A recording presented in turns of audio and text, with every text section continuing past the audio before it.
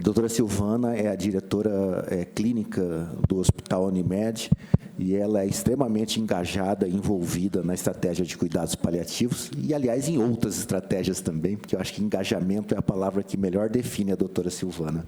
Obrigada, João. Obrigada pelo convite, pela honra de estar aqui e por ter a oportunidade de participar desse grupo que eu faço parte do Hospital Unimed. Alexandre, prazer em revê-lo. Eu tive o prazer de participar da primeira turma de cuidados paliativos subsidiada pela Unimed Campo Grande e eu faço aqui as minhas considerações. Eu sou cirurgião vascular de formação e jamais pensei em que eu me interessasse por cuidados paliativos. Não tinha nenhuma intenção, nem mesmo pensamento nisso. E foi a partir das aulas que eu assisti na pós-graduação e que me debrucei sobre elas, que um mundo de novidades aconteceu na minha vida profissional. E eu saí mais fortalecida como médica naquela ocasião. E nós terminamos a pós em 2019, né, Cami? Foi 2019, né? E 2020, pandemia, e comecei a trabalhar na linha de frente do Hospital Unimed. E em 2021, dia 5 de janeiro de 2021, eu fui internada no Hospital Unimed com Covid, juntamente com a minha mãe. Dia 15 de janeiro, a minha mãe faleceu na mesma UTI que eu estava, às 9h30 da manhã, e às 11h30 da manhã eu fui entubada.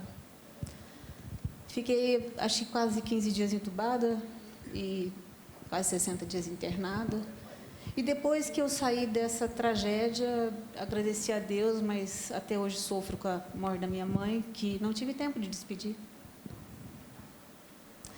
E a minha experiência pessoal foi que o que eu ia fazer para viver sem a minha mãe?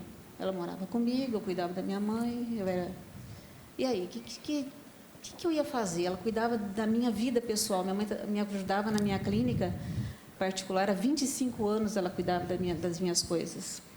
E eu não encontrava razão para continuar lutando, para continuar trabalhando muito.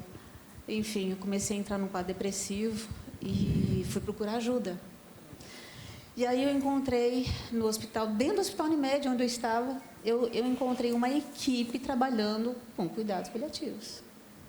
E aí eu comecei a conversar com aquela equipe, com as pessoas, com as colegas, muitos que trabalham lá me conhecem. E eu fui e o ano passado eu fui e me interessei em realmente exercer cuidados paliativos, porque eu também estava precisando de ajuda. A minha experiência tinha sido muito ruim. E foi a partir daí que hoje eu venho aqui com a maior gratidão, né, dizer o quanto foi bem. Eu acho que eu ainda tenho muito que aprender. A doutora Camila Nateri é minha grande inspiradora, minha colega querida, que sempre me acolhe e me ensina todos os dias, juntamente com as outras colegas da equipe, toda a equipe multiprofissional, multidisciplinar, enfermeiros, técnicos, psicólogos, fono, físio, assistente social, enfim, toda a nossa equipe maravilhosa que hoje eu faço parte dela. Então, o meu testemunho é esse, que o cuidados paliativos me mudou como pessoa, me mudou como profissional, e eu acho que eu tenho muita coisa para fazer e para oferecer. Fiquei com algumas coisinhas ruins trazidas pelo Covid, infelizmente, saí com neuropatia do dente crítico, demorei muito tempo para me recuperar, não consigo exercer cirurgias vasculares como eu fazia com tanto ânimo, com tanta disposição física, né? Porque a doença realmente deixa algumas sequelas. E, enfim, e hoje eu sou uma pessoa que agradeço por ter feito parte lá atrás do cuidados paliativos, que eu nem sequer acreditava, sequer me via fazendo cuidados paliativos, porque sempre fui do bisturi, né, João? Bisturi é para cortar, cortou, arrumou, tirou, né? Então, o cirurgião, se sobra, a gente tira, e se falta, a gente emenda, né? Então, é mais ou menos assim. Então, eu era assim, muito pragmática, muito cética, e quando eu perdi um paciente, eu sequer sabia o que fazer. Eu me lembro que quando eu me formei lá atrás, nós não tínhamos nenhuma formação de cuidados paliativos, sequer de acolhimento, morria um paciente, e a gente falar para a enfermeira ou alguém que estava passando por ali, vai lá e dá notícia para a família que ele morreu. A gente sequer era preparado para fazer uma comunicação de notícia ruim. É certo que o Brasil está extremamente atrasado nesse contexto, né? Que bom que nós estamos aqui, que bom que já estamos falando de coisas muito diferentes que podem impactar no final de vida das pessoas e das famílias. E hoje eu não me esquivo de, quando eu faço uma reunião familiar, Alexandre, de dar o meu testemunho. E eu sempre pego a minha dor, que foi a dor de não ter dado para minha mãe aquilo que eu posso dar para as famílias hoje. E eu sempre digo para os familiares que estão sofrendo, eu digo, isso aqui que você está tendo agora, de acompanhar o seu familiar no final de vida, é um privilégio, do qual eu não tive. Eu já tinha perdido meu pai com 54 anos de morte súbita, saí cedo para trabalhar e não voltou, eu estava no 5º ano de medicina. Foi também um horror na nossa vida. Depois a minha mãe. E a minha família fala para mim assim, olha, eu acho que ela fez tudo certinho, porque ela não ia gostar de te ver do jeito que você estava. Então, ela se despediu mesmo, e aí, né? Minha mãe já era cardiopata, tinha doenças graves já, enfim. E aí, então, hoje, o Cuidados Paliativos, essa dor que eu compartilho das famílias hoje, e que é a empatia, que é a compaixão, que me invadiu após essa experiência de trazer o Cuidados Paliativos para a minha vida profissional, é que me mantém forte, é que me mantém firme. Continuo briguenta, é fato. Quem me conhece sabe. Mas, de qualquer maneira, esse lado, né, que eu tinha até tentado deixar de lado, ele se fortaleceu. E hoje eu me sinto muito grata. Essa é a palavra certa. E eu não posso deixar de dizer para o João Ricardo que, quando ele foi lá fazer a divulgação de que a Unimed subsidiaria uma pós-graduação, falei, lá vem mais uma do João Ricardo.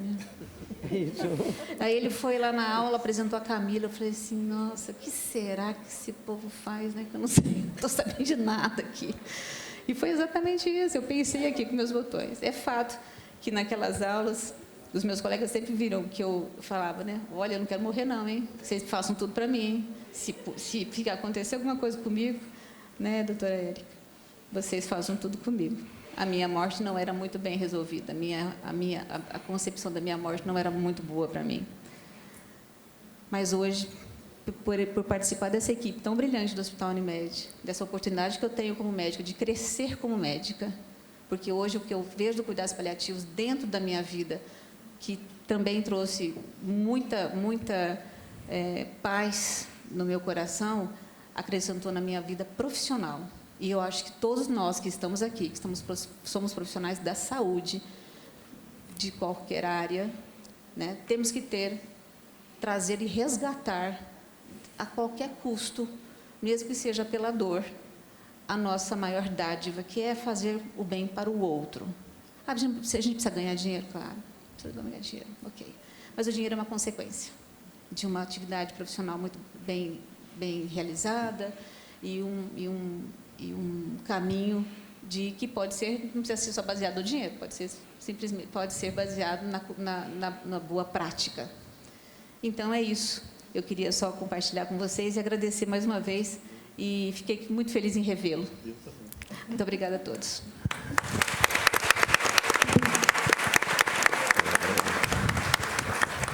Silvana, muito obrigado. E você falou uma coisa aí que, entre todas as coisas que você falou, que realmente são muito profundas e motivos de muita reflexão. Eu tenho um histórico cardiológico muito bom, familiar. E eu vou no cardiologista fazer check-up a cada 10 anos, mais ou menos. Porque eu falo que eu não preciso fazer teste ergométrico. Porque eu lembro a Silvana está no CTI, a mãe dela internou, a mãe dela faleceu, entubamos a Silvana, e eu era o coordenador de todo o sistema. Eu falo, cara, minha coronária é muito forte, eu não preciso ficar correndo em esteira, não, porque isso é teste ergométrico para mais de metro, sabe? Mas, felizmente, isso passou. Mas eu imagino que você falou uma coisa assim, lá vem o João Ricardo com mais uma história. E você sabe que o nosso secretário de saúde era o ex-presidente da Unimed, eu era o diretor do Hospital Unimed, e ele pediu para que eu fosse colaborar com ele. Nós nos conhecemos há mais de 50 anos, desde a pré-escola que eu conheço o secretário. Eu convivo com o secretário de saúde desde a pré-escola. E recentemente eu ingressei na Secretaria de Saúde do Estado, e eu imagino que tem várias pessoas aqui da Secretaria de Saúde que falam assim, primeiro, quem é esse João Ricardo? E segundo, o que ele está querendo com isso, né? E não é à toa que nós fizemos esse evento aqui na Assembleia e insistimos muito para que o COSEMES, que era o Conselho de Secretários de Saúde do Estado do Mato Grosso do Sul, estivesse presente. E aqui está o nosso secretário Tiago. Eu imagino que ele deve estar pensando a mesma coisa, né? Onde que a gente entra com isso, né? Então, eu vou até perguntar para o Tiago. Tiago, você imagina que a gente poderia...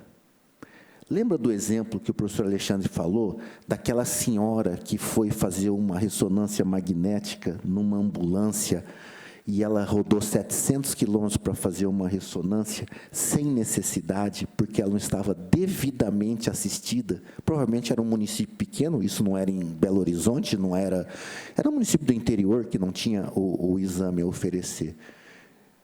Você imagina essa coisa acontecendo? Porque a gente vê que, hoje em dia, a medicina está muito na mão da ideia de um médico. Né? O médico, ele, por um protocolo, porque ele achou, por pressão familiar, e aí ele manda uma solicitação. E vai cair para a nossa Maria Angélica, que está ali sentadinha, que é a coordenadora do nosso serviço de regulação, e ela bate lá na sala e fala assim, pelo amor de Deus, estão pedindo um exame XYZ, KY, Delta, que nem existe nos Estados Unidos, e a pessoa está lá entubada no município de não sei o que e tal, e o que nós vamos fazer? Porque se ela fala não, o sujeito vai lá no juiz, e o juiz fala assim, mas o médico mandou. E aí ele caneteia lá, e o coitado secretário de saúde do interior, que se vire para colocar numa ambulância, e ele, o município de Maracaju é modelo do município do interior, mas imagine um município menor, menos aparelhado, que sequer tem uma ambulância avançada, como é que ele vai fazer para fazer? Você consegue, porque a gente acaba imaginando, né? Da gente ter um estabelecimento, veja, ele treinou os agentes comunitários. E a gente sabe que o agente comunitário é o alicerce do SUS, para verificar quais são as pessoas elegíveis, não alejáveis, né? As pessoas elegíveis para os cuidados paliativos, na qual uma equipe treinada, e aí entra o Hospital Regional, entra a Fundação Miguel Couto, fazendo capacitação, em parceria com o Estado, para que essa pessoa pudesse ser atendida no seu município. Como que você vê isso, Tiago? Porque é um sofrimento a família ter um ente querido internado em outro município, né? É uma situação muito dramática. Então, eu vou perguntar para o Tiago o que ele já vê, para ele já começar a entender onde a gente quer chegar, para não demorar 3 anos, que nem a Silvana demorou para entender. Bom, primeiramente, boa tarde a todos, né? Obrigado, doutora Cristine, doutor João. É uma alegria poder estar aqui, meio chocado com tanta informação e sabendo, meu Deus, nossa responsabilidade é grandiosa todos os dias. Cumprimentar o Alexandre, né? Tocou bastante o nosso coração. Bom, eu queria, antes de começar a falar, saber quem é do interior aí, que você levantasse a mão para a gente ver. Né? Eu pesquisei no grupo do COSEMES, não me deram um sinal que tem algum colega meu aqui hoje. Então, tem pouquíssimas pessoas do interior, doutor João. Então, nós precisamos reforçar, né, esse diálogo. E, ouvindo tudo isso aqui, na semana passada, eu recebi um telefonema de uma família de Maracaju que estava com um ente querido aqui em Campo Grande, internado na Santa Casa, pedindo para que eu transferisse essa pessoa, recebesse lá no nosso hospital, porque aqui precisava desocupar o leito, né? E que a gente pudesse acolher lá em Maracaju, no nosso hospital, e veio uma lista de aparelhagem e cuidados que essa pessoa teria que ter para eu poder receber ela na minha realidade lá hospitalar. E eu confesso para vocês que eu vim, até o Alexandre comentou ali, eu sou fisioterapeuta de formação e sou manco, eu tenho 17 cirurgias nesse corpinho aqui, então, na verdade, eu fui para a fisioterapia por conta dessa, né, de entender que esse processo eu poderia estar participando disso de uma maneira diferente. E sempre fui muito sensível à dor, né? Esse processo de compaixão mesmo. Mas quando eu fui desafiado, eu já fui gestor em outra pasta pública, né? Mas quando eu vim para a saúde, a angústia nossa em ter que cuidar do ser humano, que é o ser mais importante que tem, a coisa mais preciosa, e saber que você tem um recurso que é finito, você tem algo que está na sua mão e que não dá para fazer tudo para todos e que a gente precisa equilibrar essa balança diariamente, né? Então, eu sou desafiado, minha equipe às vezes me pega de cabeça baixa na mesa, pensando para que lado que eu vou, né, socorrer quem realmente precisa. E a primeira vontade minha, eu já liguei para o coordenador nosso, o diretor técnico do hospital, o doutor Marcelo, eu falei, não vamos receber esse cara aqui. Não vão receber. Agora eles querem mandar tudo para cá. Porque precisa de fono uma vez por dia. Fisioterapia 3 vezes por dia. Mais uma série de coisas que o meu hospital não tem estrutura ainda. A gente está buscando isso, né? E, do outro lado, a família totalmente angustiada. Nós não temos ninguém. E essa realidade que você falou, a gente convive todos os dias, doutor João, e no interior isso é muito. A falta de estrutura dentro da casa da pessoa, né? E aí, realmente, o tema é extremamente desafiador para nós, né? Agora, o resumo que eu fico, e aí eu vejo o time do interior aí, que é pequeno, nós não sabemos lidar com isso. E nós precisamos de ajuda, porque realmente é muito complexo. A gente vê até médicos, como o senhor falou, prescrevendo coisas que você sabe que, bom, não adianta a gente gastar com isso. Que benefício que vai trazer? Então, eu acho que é um treinamento, uma formação que nós precisamos investir. Eu creio que esse aqui é o primeiro passo que vocês estão dando, né? Não vejo outro caminho a não ser a gente dialogar, trocar experiência e tocar em algo que é muito importante, que é o nosso coração. Eu, como gestor, às vezes me pego muito endurecido no processo de que eu tenho contas a pagar e pouquíssimas a receber. Vocês sabem que a sustentabilidade da saúde, aquilo que, né, a gente chama de financiamento, é sempre um desafio para nós. E nós temos, ontem eu estava conversando com uma psiquiatra, e falando, olha, a gente quer fazer aqui uma saúde de excelência. É o meu desejo, é o meu sonho, a gente poder ser referência. Mas ser referência me custa, não apenas ter uma equipe capacitada, ter pessoas engajadas, ter conhecimento técnico, mas me custa literalmente dinheiro.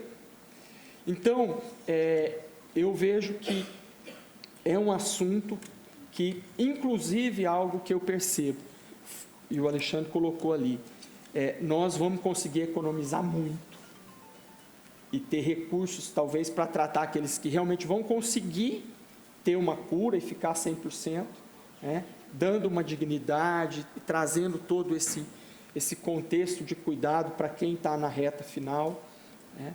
Mas, como gestor, a gente sente essa falta de preparo no tema.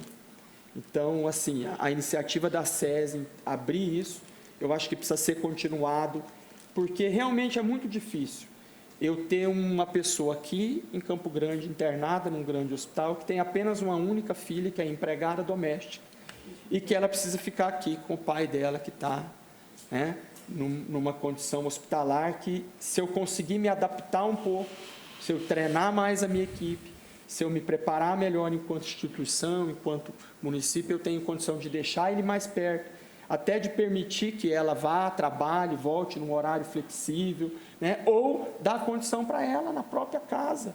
Então, assim, tem muita coisa na cabeça, tem muita gente boa para falar, eu sou aprendiz aqui, né?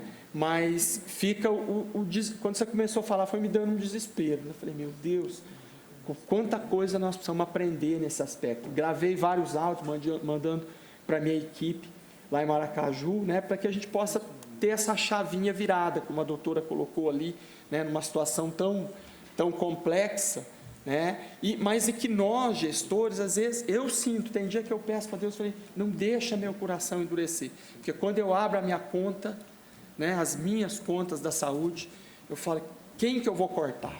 Né? Alguém vai ficar sem. E que seja, né, que não seja num sorteio, que não seja de uma forma linear ou pela minha vontade, mas que a gente possa potencializar o recurso público. Eu acho que isso vem com conhecimento, né, com preparo, como o doutor João tem esse jeitinho dele, né, vamos aprender, vamos construir junto, vamos fortalecer, porque realmente a saúde, eu tenho um vereador que fala para mim lá, falou, isso é um saco sem fundo, a gente manda dinheiro e vocês gastam tudo. Realmente como um saco sem fundo, mas a gente precisa investir nisso, e o conhecimento, essa troca e a sensibilidade do ser humano. Se a gente, como gestor, está aí o doutor Maurício, que eu conheço também há um bom tempo, nosso secretário, essa sensibilidade. Às vezes, a gente até fica angustiado de estar apagando fogo, né, doutor Cristina? Que às vezes é tanta urgência, a Angélica está ali, um secretário, vocês não sabem o desespero de um secretário em Jataí, em Porto Murtinho, que fica quilômetros de distância, tem uma vaga negada, às vezes, de um paciente que precisa ali. Então, dá uma angústia, a gente precisa de uma solução na hora. Mas a gente sabe que não se constrói realmente as coisas na urgência, no grito, né? E o começo, fiquei super feliz de estar aqui, honrado mesmo, aprendi muito e vamos lá, doutor João, não é fácil não, mas nós temos uma trilha aí, não tem protocolo, quando você mexe com o ser humano, né, não tem trilho, tem trilhas, e nós estamos juntos para poder agradecer os colegas secretários que me deram a oportunidade também de estar com vocês aqui.